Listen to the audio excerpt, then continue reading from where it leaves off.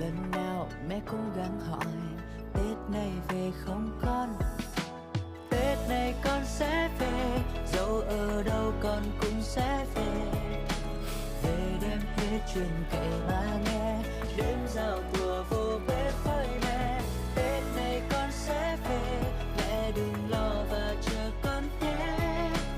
Bởi con hiểu Tết với mẹ là chỉ khi thấy con được quay trở về.